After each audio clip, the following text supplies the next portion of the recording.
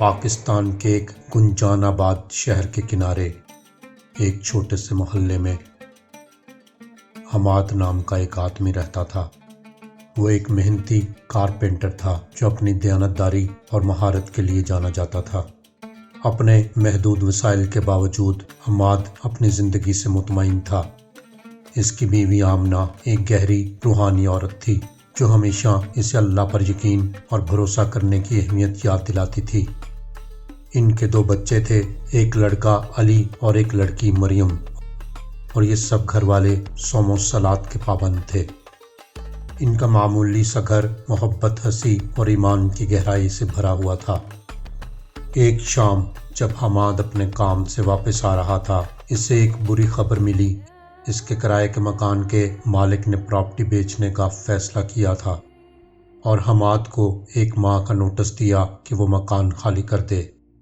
یہ گھر ان کو نہایت مناسب کرائے پر مل گیا تھا۔ اس مناسب کرائے کی وجہ سے حماد اپنے باقی اخراجات کسی نہ کسی طریقے سے پورے کر لیتا تھا۔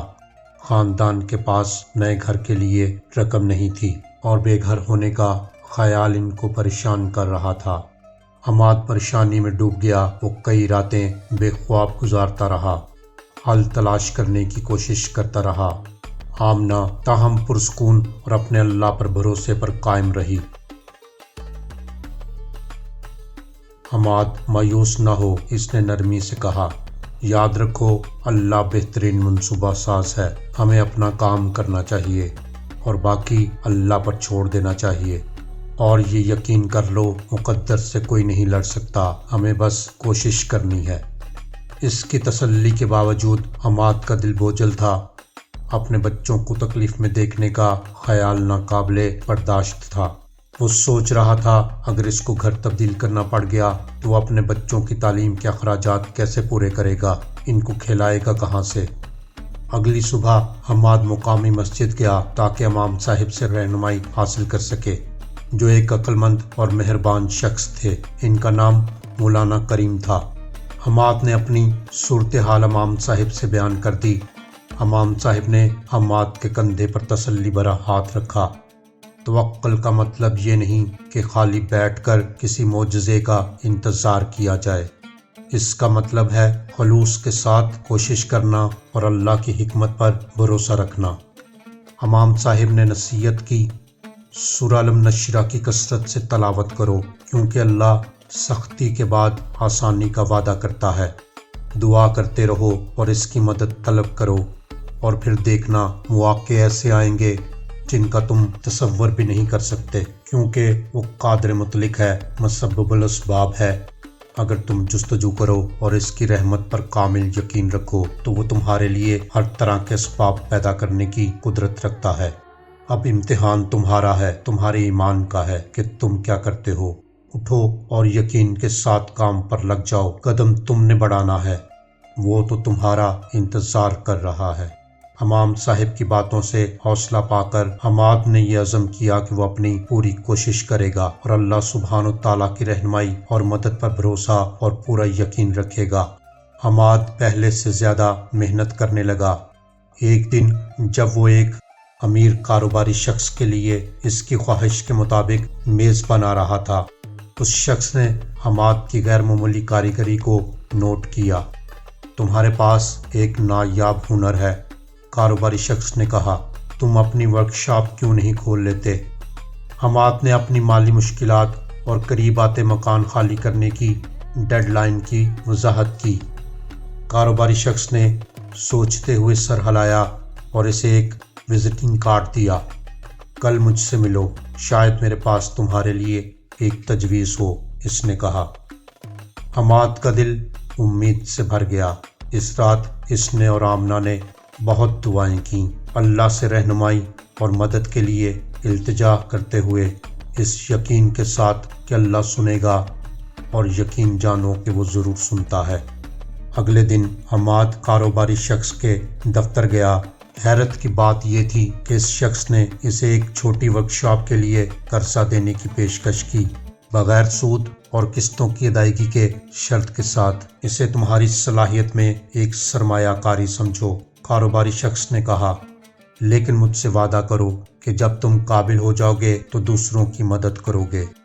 احسان سے مغلوب ہو کر حماد نے اس پیشکش کو قبول کیا۔ اس نے 1 ہفتے کے اندر اپنی ورکشاپ قائم کر لی اور پورے شہر سے آرڈرز وصول کرنے لگا۔ اس کی دیانتداری اور معیاری کام کی وجہ سے اس کی شہرت تیزی سے پھیل گئی اور اس کی آمدنی میں نمایاں اضافہ ہوا۔ اللہ نے اپنا وعدہ پورا کرنا شروع کر دیا تھا۔ یقین سے کی ہوئی دعائیں رنگ لا رہی تھیں۔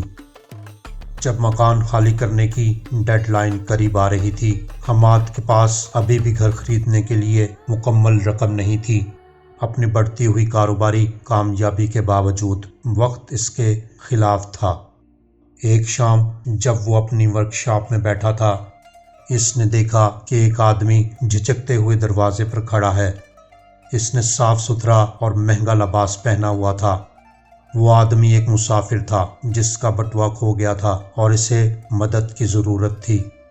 بلا جھجک حماد نے اسے کھانے اور سفر کے لیے رقم فراہم کی۔ مسافر اس قدر متاثر ہوا کہ اس نے حماد کے لیے خوشحالی کی دعا کی۔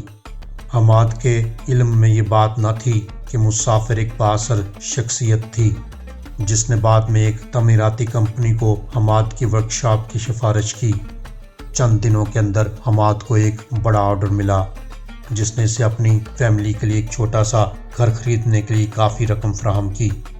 جب فیملی اپنے نئے گھر میں منتقل ہوئی تو حماد نے پچھلے مہینے کے واقعات پر غور کیا۔ اسے احساس ہوا کہ ہر قدم پر اللہ نے اس کے لیے ایسے طریقے سے اسباب مہیا کیے تھے جن کا اس نے کبھی تصور بھی نہیں کیا تھا۔ آمنہ کا غیر متزلزل ایمان اور امام صاحب کی نصیحت آزمائش کے دور میں اس کا سہارا بنی۔ حماد نے اپنے بچوں کو توکل کی اہمیت سکھانا شروع کی۔ اللہ پر توکل کرنے کا مطلب یہ نہیں کہ زندگی بغیر آزمائشوں کی ہوگی۔ اس نے وضاحت کی، اس کا مطلب یہ ہے کہ اللہ کی منصوبہ بندی ہمیشہ بہتر ہے۔ یہ دوسری بات ہے کہ ہم اسے سمجھ نہ سکیں۔ اپنے وعدے کے مطابق حماد نے جدوجہد کرنے والے کاریگروں کی مدد کے لیے ایک چھوٹی سی پہل شروع کی۔ انہیں اوزار اور تربیت فراہم کی۔ اس نے مقامی مسجد اور کمیونٹی منصوبوں کی حمایت کی۔ اس کی مہربانی کے اعمال دوسروں کے لیے تحریک کا ذریعہ بن گئے۔ سالوں بعد جب حماد کا کاروبار ایک کامیاب ادارے میں تبدیل ہو چکا تھا، وہ اکثر دوسروں کو اپنی کہانی سناتا۔ جب تم اللہ پر بھروسہ کرتے ہو اور اپنی پوری کوشش کرتے ہو تو وہ کہتا ہے، مدد ایسے مقامات سے آتی ہے جن کا تمہیں تصور بھی نہیں ہوتا۔ بس یاد رکھو، سختی کے بعد آسانی آتی ہے، جیسے کہ قرآن پاک میں وعدہ کیا گیا ہے۔ حماد کا سفر توکل کی طاقت کی ایک لازوال یادگار ہے۔ اس کی کہانی ہمیں سکھاتی ہے کہ اگرچہ زندگی آزمائشوں اور مشکلات سے بری ہوئی ہے، لیکن اللہ پر غیر متزلزل بھروسہ، یقین اور مخلصانہ کوشش ان برکتوں کی طرف لے جاتی ہے جن کا ہم تصور بھی نہیں کر سکتے۔ یہ کہانی آزمائشوں کی عدم موجودگی کے بارے میں نہیں ہے، بلکہ انہیں ایمان اور استقامت کے ساتھ سامنا کرنے کی قوت کے بارے میں ہے۔